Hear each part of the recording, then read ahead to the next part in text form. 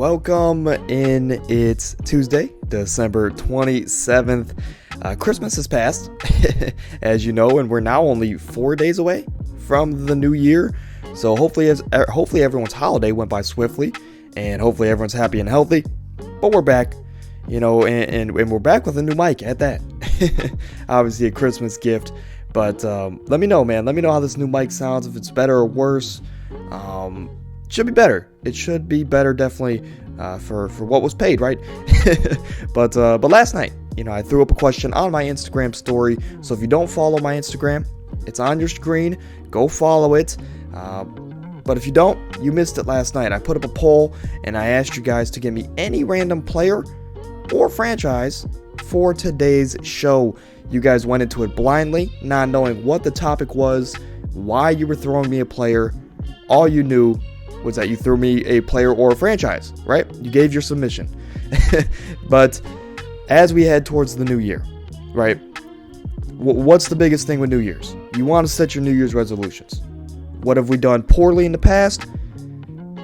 How can we change that? How can we change for the better, right, in the new year?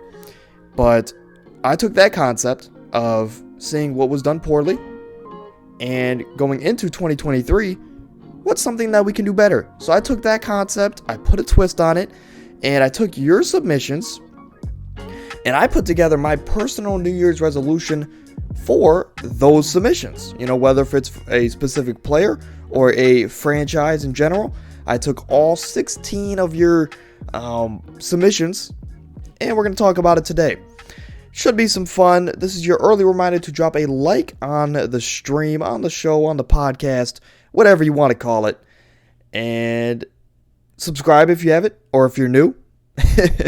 And turn those post notifications on, because who knows when these posts, man. Sometimes they're early, late, a lot late. So make sure to turn those post notifications on. Take that off your to-do list. Without further ado, welcome to the Anomaly Podcast. I'm your host, Owen Stiftar. Let's get into some New Year's resolutions. Okay, we'll start here. This will be a great first example, but a submission came in. It is just the Chicago Bears. And my New Year's resolution for them is to get Justin Fields some help. Coming into the season, there were questions surrounding Justin Fields and if he was worth the top 10 pick, if he was going to be that franchise quarterback for them. Well, safe to say he's answered all of those questions this season. He is going to be a franchise guy for this franchise, right? But, even though this year, we've seen many great performances from Justin Fields, they haven't led to many wins at all. I believe they're 3-12, and they've lost 9 or 10 straight. So, not a productive season as far as team wins for the Chicago Bears. But hey, they found their franchise guy, and I believe that Justin Fields has earned the commitment from the front office. This offseason, I believe they have about $120 million in cap space, and they should be using that money to get their quarterback some help, give him some complementary pieces to build for the future. And looking at the numbers this morning, I was appalled, SAT word of the day. But, I mean, when you look at it, they have at least $50 more million than every team in the NFL. You got to use that money to go out there and get a Orlando Brown, which is a tackle for the Chiefs right now, to protect Justin Fields' blindside. Or you can go out there and maybe get a playmaker like Saquon Barkley. There's many options that this team can go with. Maybe even trade for a star, saying that they can take in the cap space. Regardless of what you do, you need to surround your quarterback with help. And an example of this, I wanted to give one. Last year, the Jacksonville Jaguars, obviously coming off the disaster of Urban Meyer, they were in this exact situation where they had the most cap space. They believed that they found their quarterback for the future, and they went out and they spent a lot of their money. By far the most out of any team in the league, because they believed in their quarterback, and they used the money that they had to surround that guy with pieces. And now look at them. They're leading their division. If the season ended today, they would have a playoff game. And with how it's looking with Tennessee, we're going to see Jacksonville in the playoffs. It's time for Chicago to do the same thing that Jacksonville did this previous season. Get Justin Fields some help. Next up, we have Lamar Jackson. My New Year's resolution for him is kind of selfish, but it's necessary. Get your money, Lamar Jackson. Get your money. As many of us know, Lamar Jackson, he's a phenomenal talent, phenomenal player. He's one of the best rushing quarterbacks, maybe the best we've ever seen in NFL history. On top of that, he's a former MVP. And he's been arguably the most important player in the league, right? Because the Ravens have struggled without him. And he is set to return next week, or this coming week, which we'll get into that on Thursday. But right now, he is set to become a free agent this offseason. And, I do believe that, unfortunately for Lamar Jackson, he is eligible to be franchise tagged by the Baltimore Ravens this offseason. And, it's a franchise tag is never going to be a bad payday. But it's never going to be a bad payday, right? I believe if they were to franchise tag Lamar Jackson this offseason, he would get around $45.5 million for next season. But as a quarterback, especially as a mobile quarterback like Lamar Jackson is, where you do a lot for your team and you put your body on the line pretty much every single play, you want longevity. Being selfish, you want longevity in that contract, and I believe that is a big reason why the Ravens haven't given him that $200+ million that you've seen Joe Burrow and Josh Allen get from that same draft class, because those guys aren't putting their bodies on the line every play, right?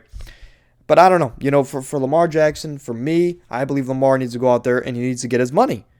And I hope that he avoids the franchise tag, and one of two things happen. Either he gets the money from the Ravens, the $200+ million that he deserves at this point, or another team like the New York Jets or a Miami Dolphins, another team that would maybe be interested in a Lamar Jackson, goes out there and pays the man what he deserves. Safe to say. Next up was a submission from me, but it's something I really wanted to talk about. The New Year's resolution for my Cleveland Browns. And shout out to Draft Day, the movie Draft Day, for this reference. Sean Payton, no matter what. Like I said, it's just like the Draft Day movie where I can't remember the linebacker's name that they took number 2 or number 1 in that movie. Or it was Vontae Mack. That's what it was, man. That's what it was. Shout out to you guys if you know what I'm talking about. If you've seen Draft Day, where the Browns owner in this hypothetical situation, he was on the phone in the car and he was like, Vontae Mack, no matter what. That's an iconic line from that movie. And for me, in real life, I believe that should be a line that our real life Browns front office should use towards Sean Payton. As a Browns fan, I believe we've seen enough as Kevin Stefanski as the head coach. I believe with the talented roster that we do have, we can't allow it and we can't continue to waste it, right? And, look, I get it. Stefanski, since stepping in the door as the Browns head coach, he's been dealt a bad hand of cards, with the quarterback situations, with injuries, with COVID, this, that, and the third. He's had a bad hand of cards in his tenure as the Browns coach. But you can't tell me that he shouldn't be winning ball games. I mean, when we look at a coach like Mike Tomlin, who over the last 5 years had to deal with an aging Ben Roethlisberger, all of that Antonio Brown nonsense that went on, same with Le'Veon Bell, he had a very talented team 5 years ago. But since that point, since everything blew up, he still to this day, 15 years of coaching, has never had a losing season. And one, it's admirable, right? Saying that you've been able to deal with what you have and you're able to have winning seasons no matter what. But that's what great coaches do in my mind, right?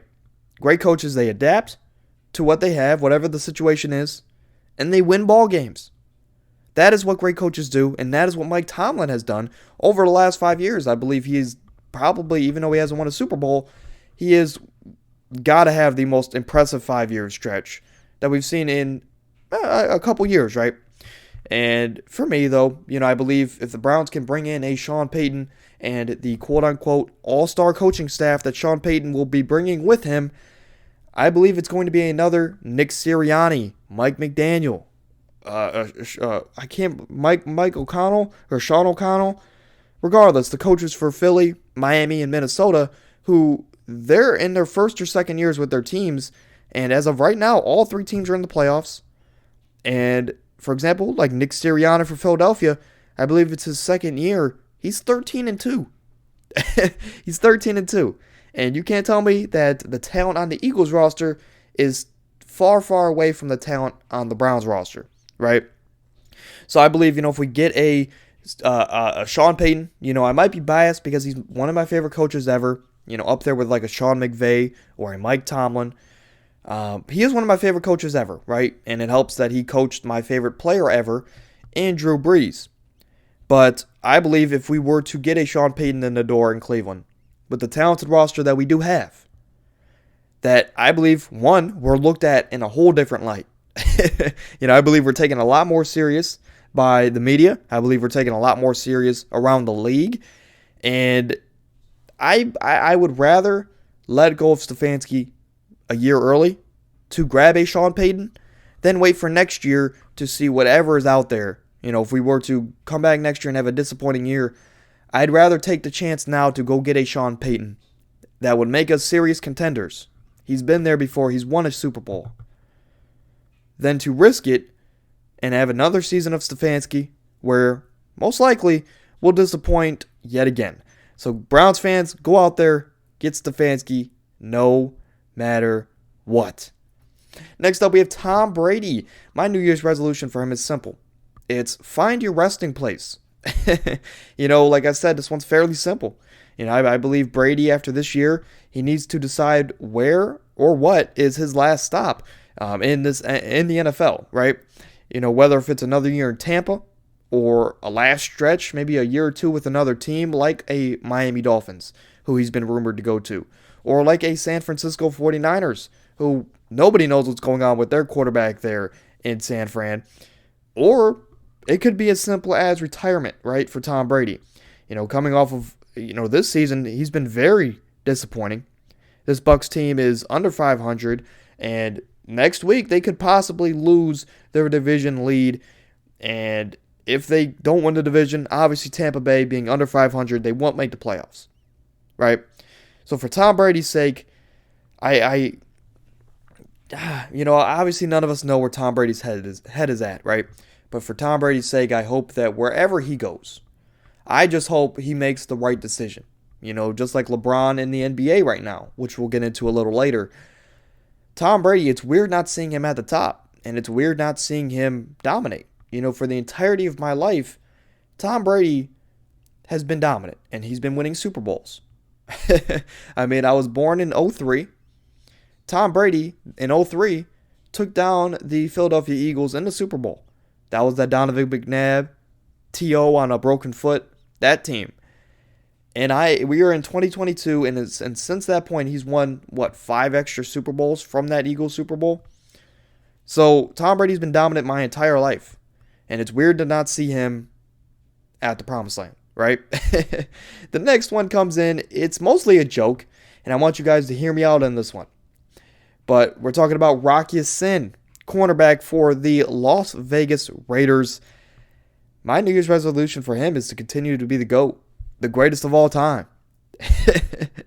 and I will start this one by asking a very simple question to you guys, the fans. Let me know in the live chat. Let me know after the video is posted in the comments section below, or just get at me. I want to ask you guys one simple question. What is that one player in any sport that you loved even though they weren't a superstar, even though they weren't the greatest player at their position or a top player of all time? One of those players for me is Rock Ya-Sin. Maybe it's his name, which I'm almost certainly positive it is, which is why I attached to him. But Rock Ya-Sin has been a very decent to solid corner in his NFL career. He was drafted in 2019 by the Indianapolis Colts. I believe he signed with Oakland this offseason, or he was traded there, whichever happened. He's a very underrated corner. He ranks top 25 to 30 every year per Pro Football Focus as far as cornerbacks go. And yeah, those are the stats. And yes, this is mostly a joke. I love his name, really. But at the end of the day, he's a very solid corner in the NFL. And with his talent and how he's played, being very underrated, he will have a long career in the NFL, in my opinion. But again, let me preface, this is mostly a joke, being rock yes-in. Next up, we have the Minnesota Vikings. My New Year's resolution for them is two things. One, shock the world, and to draft a QB, a quarterback. As we know, the Super Bowl for this season, the 2022-23 season, is, I believe, February 11th or 12th. Don't quote me on that. I believe it's the 12th. And obviously, saying that it is in February, and the New Year's is in a week or so. This season will pour into 2023, and the season will not be over for this Minnesota Vikings team. Obviously, they've been very good this season. Great offense, great defense, aside from the run defense, which has been suspect at times. This Vikings team, they're second in the NFC. I believe they've won 11 or 12 one-score games this season, which is basically every win they've had. So they've been clutch. They've played great both sides of the ball. And for good reason. They deserve to be at the number 2 seed. They deserve to be where they're at. And, obviously, the biggest thing here, which kind of pours into my next point. I'll say this. Don't want to get too confusing for you guys. My first point here is that, one, shock the world means that you have the team. Nobody takes you seriously because you do have Kirk Cousins at quarterback. You have the team. Go out there and shock the world with a first-year head coach. And that was my first point. Go out there. No one's expecting you to be a title contender, or no one takes you seriously, right? But go out there and shock the world, And my next point would just be to draft a quarterback this offseason. Yes, Kirk Cousins, he's statistically always going to be a great quarterback. He is always one of the most efficient, but yet effective quarterbacks in the NFL. And though I don't want to give up on Kirk Cousins, right, so to speak, but I believe it's the next year will be his last year, or this year. One of the two, it'll be his last year is coming up with the Vikings on his contract, right? And, the Vikings, I'm not going to say, obviously, at this point, they're going to bring Kirk Cousins back, right, for another 3 or 4 years. My New Year's resolution for them, the second part, would be to draft a younger quarterback. Kirk Cousins, he's up there in age. Yes, he's very efficient, but when you have young stars on your team, a young quarterback would be great, to plug into this team, have them mesh together especially with Justin Jefferson and the young head coach. Hey, draft a quarterback. I'm not saying you got to get a top QB. Draft a guy, have him sit behind Kirk for 2-3 years, and then take over, and take over. At that point, Justin Jefferson should be entering his prime, and you should be in good shape. Next up is Zach Wilson. My New Year's resolution for him is to prepare for the inevitable. And that is, of course, a new scenery. And this was one of the most fun ones. Shout out to Josh Bolden for this one, if you're listening. But we know a couple things about Zach Wilson.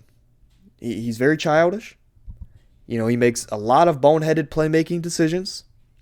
And throughout his time with New York, he's had very overall poor play and leadership. With that being said, it is telling that Zach Wilson's final days in New York are coming. And the question now is, where does he go? Where is that new scenery? The inevitable, right? Where is his next step as a quarterback in the NFL? And like I said, being that Zach Wilson was drafted just 2 seasons ago, I believe he's still under contract for another 2 years. So he would have to be traded this offseason, right? If the Jets were to stick with a Mike White or make a big splash and go get a Bryce Young or a CJ Stroud type of quarterback, right? Unless they were to do one of those things, regardless, they're not sticking with Zach Wilson. You got to move on from Zach Wilson. The question is, is there any team in the league that would take a shot on him? Maybe Carolina. They seem to be a revolving door for quarterbacks that are trying to prove themselves again in this league. Maybe Seattle takes a shot on him, or maybe Tampa if Tom Brady were to move on. There's, a couple teams in the league that could take a shot on Zach Wilson, but how likely is that, is my question, right? Regardless of where he goes, I believe Zach Wilson, as I said in the subtitle, it's time for him to start mentally preparing for a new team, because if he goes to another team and this play continues and he doesn't progress as a quarterback, he will be a career backup. He will be a career Chase Daniels, and he will end up probably like an Andy Dalton, just being a gunslinger off the bench, a career backup, right? That's what you expect. And sure, a backup quarterback in the NFL, it might be the best job in America, especially if you're playing behind a good guy. But at the end of the day, we know the talent is there for Zach Wilson. He was drafted number 2 for a reason. I just believe he needs a steady coach, someone that can sit him down and tell him, you can be that guy. Just like they did with Tua in Miami, and just like they've done with many quarterbacks since then, right? I believe he needs a steady head coach that can allow him to regain confidence in his game, because right now he doesn't have any. He has no confidence. The fans have taken all confidence out of him. Same with the coaching staff. And yeah, sure, a lot of it is his fault because it is his play. But you can't expect a quarterback to do anything without confidence. That's what I'm saying. So I believe wherever he goes, I hope that he has a steady head coach to go along with him. But hey, hopefully Zach Wilson can turn it around. The last NFL topic we have today is Myles Garrett. My New Year's resolution for him is to be a better leader. This might come off as harsh, but so be it. No matter what happens with this offseason, with the roster moves and head coaching decision, we need more production out of Myles Garrett next season. It is with no question that Myles Garrett is a generational talent. He's a freak athlete. He's a top 10 to 15 player in this league. And in a way, he is the pulse of the Browns team and the Browns locker room, more importantly, right? And over the years, since he's been in Cleveland, we've seen that whatever he says goes. And everyone in the locker room, especially on the defensive side of the ball, follows whatever Myles Garrett believes. Myles Garrett is the pulse of the Browns, and everybody follows his lead. So that makes him a leader, right? But to me, the biggest complaint that I have about him as a leader is that he's constantly complaining about his teammates' production, because Myles Garrett is double teamed most times, rightfully so, because it is Myles Garrett. He's constantly complaining about the defense, and especially the D linemen that don't produce when he is being double teamed. He's constantly complaining about the coaching staff and their decisions. And I believe for a successful team to be successful, right? For a team to be successful at any sense of the word, there cannot be a disconnect between your star players and your coaching staff. And our best player on our team is Myles Garrett. And after that first year of Kevin Stefanski, there has been a very visible disconnect with Myles Garrett and the rest of the coaching staff, right? And I believe that's why I was talking about it earlier. I'm really advocating for a coaching change this offseason if that coach is to be Sean Payton. I believe if we bring Stefanski back and we have another disappointing season, we're going to put ourselves in a very difficult situation. We might see stars want out, like a Myles Garrett. We might see him say, hey, I'm sick of losing. Let me get out of here. Let me get out of Cleveland, right? It's impossible to win here. We might see a Denzel Ward or I don't know. We could see, obviously, Kareem Hunt. He wants out of here, and I don't think he's coming back to the Browns next season unless we get Sean Payton, right? For Myles, though, I expect if we get a coaching staff surrounded around Sean Payton next season, I expect Myles Garrett to be a top 3 Defensive Player of the Year candidate, and I expect him to be a better leader, right? There cannot be a disconnect between your star players and your head coaches on successful teams. Moving over to the NBA side of things, we have James Harden, and my New Year's resolution for him is to figure out your priorities. Do you want to prioritize fame and partying, or legacy and greatness? It's easier said than done. But according to Woj, Adrian Wojnarowski, obviously big time reporter for the NBA, according to Woj, James Harden, he's expressed interest in returning to the Houston Rockets this offseason if the 76ers can't give him the long-term deal that he wants. And this is frustrating as a fan for a lot of reasons. But this all boils down to one question, which I just said, is what is James Harden chasing? What are you chasing? Do you want the money or the greatness? The legacy, right? And to me, I believe that if he were to leave Philadelphia this offseason, after forcing his way out of Houston in 2019 or so, and then in Brooklyn, I believe, one, it will tarnish his legacy to return to Houston, at least on this note, right? And it will tarnish any legacy that James Harden wanted to or he did have to this point. Right, in my opinion, James Harden, he's made tons of money. He has plenty of brand deals. He's had plenty of 30-plus million seasons as far as money. And I believe that chasing a ring is something that is missing in James Harden's resume. It could take him from being he's a top 5, 6 shooting guard of all time to a top 3 shooting guard of all time, right? Because obviously at this point he's not passing MJ or Kobe. So James Harden could be the third best shooting guard of all time without a doubt. All he needs to do is just grab that ring, spice up your resume a little bit. And obviously there's a missing hole on that resume, and that is a ring. So to me, in my opinion, James Harden, stay with Philadelphia, adjust to your role. You are no longer the guy. It is Joel Embiid's team. So adjust to your role and figure it out. At some point in all great players' careers, they have to sacrifice. James Harden, you got to figure out how to do that, and you got to figure out what are your priorities going into 2023. Next up, we have LeBron James. My New Year's resolution for him is simple. It's strictly focusing on this season. It is to pass Kareem Abdul-Jabbar and to become the all-time NBA leading scorer. But then put your GM, boss, trader. I mean that like trade as in an acquisition. Put that cap back on, right? This one, like I said, it's self-explanatory from the title that I just read off. Bron only needs about 700 or so points left to become the all-time NBA leading scorer, and that, like I said a couple shows ago, that would land him around the February area if he were to continue to average 26, 27 points a game, right? But after that, after he were to get this record, I believe it's back to being the GM. It's back to making some moves.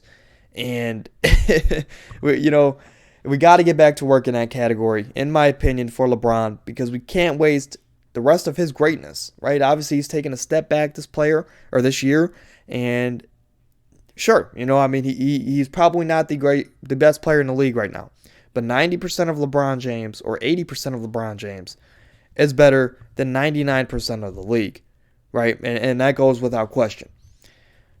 But for the trading part of things, if it were to mean to trade Russ before this offseason, or if it would mean to maybe move off of Anthony Davis, something needs to happen for this Lakers team before the trade deadline. If it's the Miles Turner, Buddy Hield deal, or just one of those guys, something needs to happen for this Lakers team, especially like I mentioned earlier with Tom Brady. My entire life has been surrounded by two athletes in NBA and the NFL. That's Tom Brady and LeBron James. It doesn't feel right to see them not in the playoffs or to be at the top of the game. But next up, we have the LA Lakers, My New Year's resolution for them is that if you can't make a big trade, for example, a Kyrie Irving or a Bradley Beal, maybe even a Damian Lillard. You got to blow it up. This plays in with the last one when I was talking about LeBron James. And, I understand that LeBron James has recently signed an extension. And he said he is said to be happy despite the team's struggles with the Lakers. And I understand also that it is LeBron James. It is almost impossible to formulate a trade package for LeBron James, especially at this point in his career. So we're just going to assume that he finishes his career with the Lakers, right? But in this offseason, when Russell Westbrook, his $44 million or $47, whatever he's making, when that is off the books, you need to make a splash. Whether if it's a sign and trade with Russell Westbrook or whatever it is, if you got to trade picks, whatever. You need to make a splash this offseason. And there's no reason to have LeBron James on your roster if you're not going to have a competitive team. So in my opinion, if they can't get a Kyrie Irving or a Bradley Beal type player, you need to blow it up. And I understand that you can't trade LeBron James, but I'm sure if an agreement were to come to, if they were to come to an agreement, right, LeBron James could find some way out of LA. But, it's LA still. It's a big market. Fans don't like to see losing. But it's really not going to be too much different than what you're seeing now, LA fans. I mean, your team's out of the playoff mix right now. They're very battered as far as health, and I don't see that changing, too soon, right? So if you were to rebuild, if you were to trade LeBron, AD, let Russell Westbrook go, boom, you're going to get at least 10 picks, right? At least 10 first-round picks. You're going to have plenty of draft capital. You're going to have some young pieces on your roster like Austin Reeves and other pieces on that team to build around, and they could be nice complementary pieces to your first-round draft picks, right? And like I said, it is still LA. Players want to be in the big lights. They want to play for LA more so than any other team probably in the league. A lot of players are from Cali, so they want to play for the Lakers. I believe if they can't land a big trade, there's no point to me in running back an AD LeBron season. It sounds crazy to say because that would mean you would have to trade LeBron James. But you got to do what you got to do, man. You got to do what you got to do. I understand they brought a championship. This would obviously have to be a mutual agreement between the Stars and the Lakers. But come on, man. We got to be real. If they can't make a splash, there's no point in running back another season where LeBron's probably going to miss the playoffs again. Next, we have the Golden State Warriors. Their New Year's resolution is to get Curry back as soon as possible. They currently are the 10th seed in the Western Conference. They're 2 games out of the playoffs.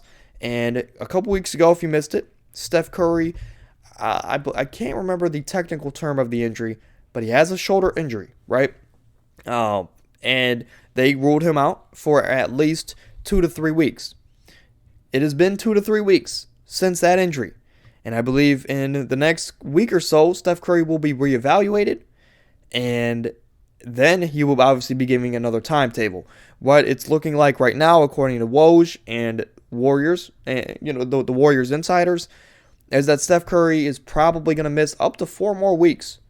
Right? So 6 total weeks of the NBA season. This team is not going to have a player that's playing at a MVP level, arguably a top 3 player in the NBA. And it sucks for the Warriors, right? Because we know that right before Curry's injury, after the slow start to the season, they started to pick it up. They started to get some road wins. But now that Steph Curry's gone, they're back to struggling. And look, I mean, we know come playoff time, this Warriors team, nobody wants to play them. Right? They're probably the scariest team in the league. I think they're still favored to win the championship, the Larry O'Brien. But how bad is this injury going to affect Steph Curry when he is set to come back? How bad is this injury going to affect Steph Curry is my question.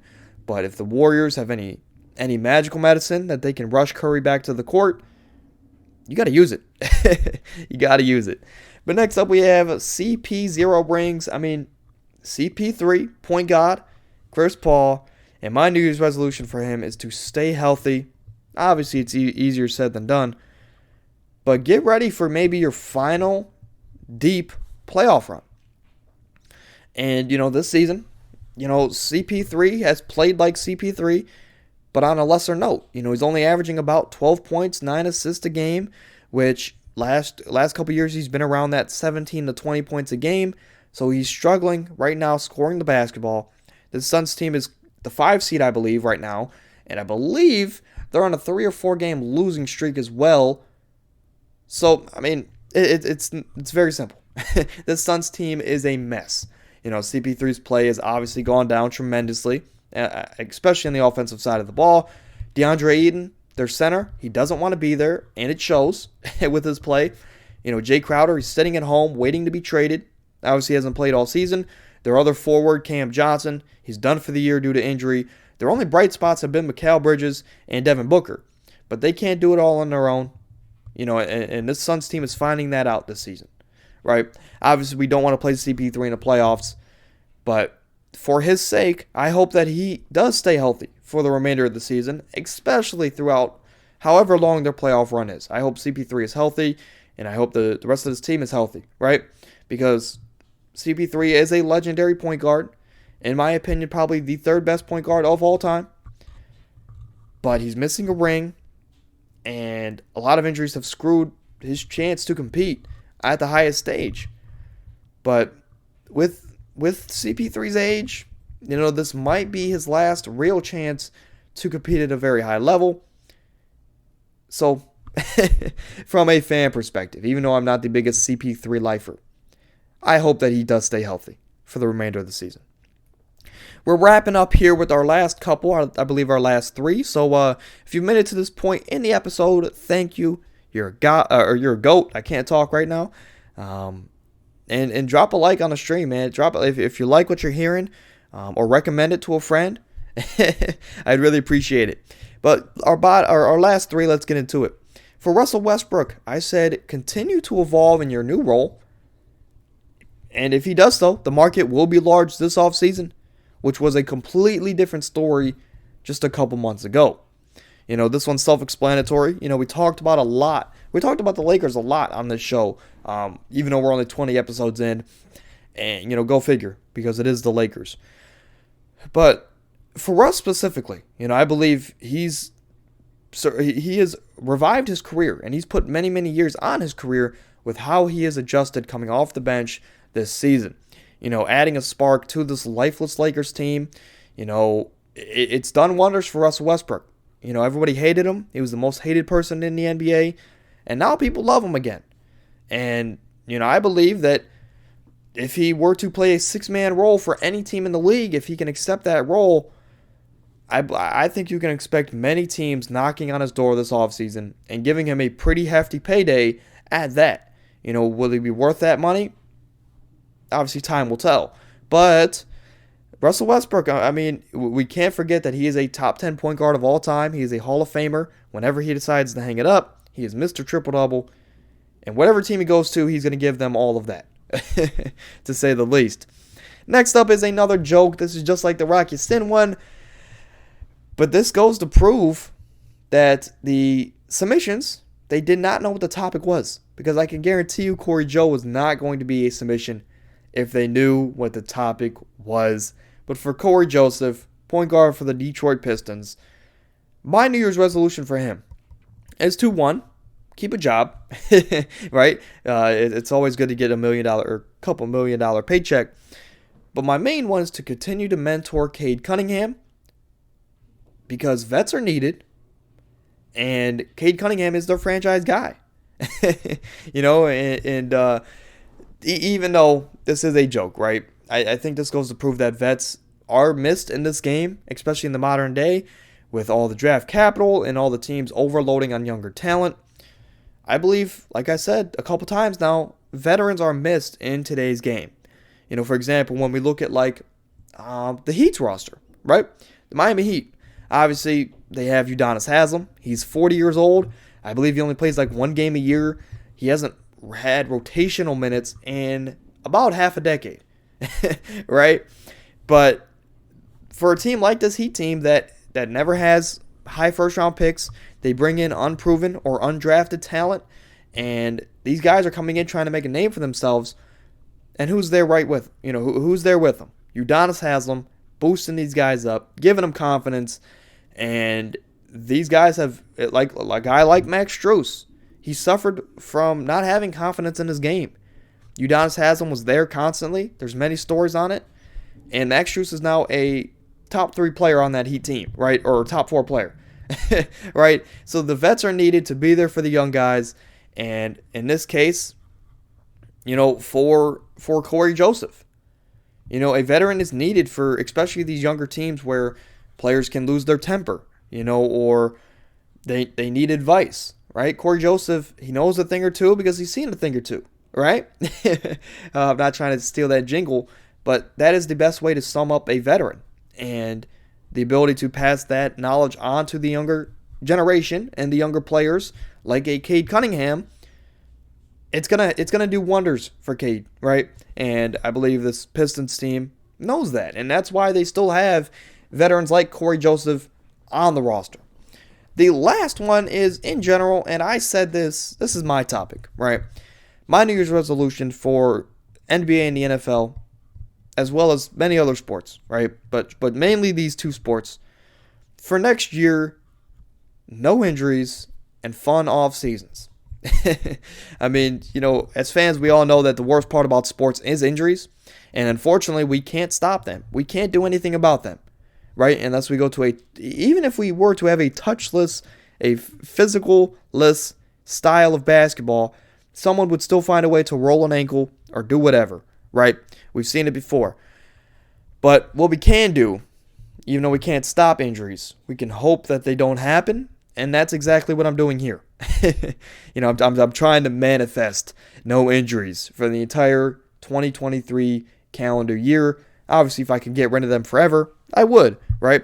But in all seriousness, I hope we don't see many injuries at all. We've had many injuries in the past ruin a team season or a possible great playoff series that we missed because of injuries, right?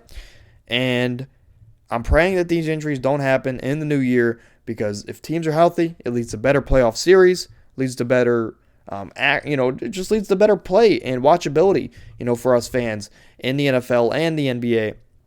And another thing, when we talk about fun off seasons, with all the player movement, whether it be through trades or free agency, we talked about it a little earlier with the Lakers. The offseason might be the most fun time of the year for fans, right? Because they get to speculate. They get to talk about all the moves. This guy going here makes them a title contender, but this team lost this player. Can they bounce back, or are they going to be relevant? I mean, it might be the most fun time of year for speculation among fans. And, fun off seasons are always fun to see player movement, especially bigger names. So, Lakers, come through this off season. But that's going to do it for today's show. We're only about 43 minutes in, so congrats to me. And I did hold you guys a little bit longer today, but we gotta do what we gotta do, right? We gotta get through what we gotta get through. But I brought a new concept to the show today with the New Year resolutions. Let me know if you guys enjoyed that. It's a topic I kind of thought of on the fly. So, like I said, let me know if you enjoyed it in the live chat, in the comments below after the video is already posted. Also, let me know how this new mic sounds. I've been holding it this whole time. It's comfortable. It's even got fancy colors on it when I'm recording. So, it's very exciting, right? It's the little things. But let me know, man, is the sound better or is it worse? Let me know down in the comments below. This is your reminder to drop a like on the stream, on the show, the podcast, whatever you want to call it. Subscribe to the channel if you're new. We're closing in on 50 subscribers. So if you guys want to be the final 2 to do so, I would greatly appreciate it. Also, turn on those post notifications because these can post at any time, right? But I will see you guys on Thursday around the same time, where we're going to cover Week 16 and any additional news that pops up until then. And believe it or not, that is going to be the last show of 2022. Coincidentally, that would be the 22nd episode of the year, which lines up with 2022. So that's crazy to think about. And it's also just crazy that we've had 22 episodes. You guys have been amazing on every one. But until Thursday, peace, love, and hugs. Stay happy and healthy. I'll see you guys Thursday. I'm out.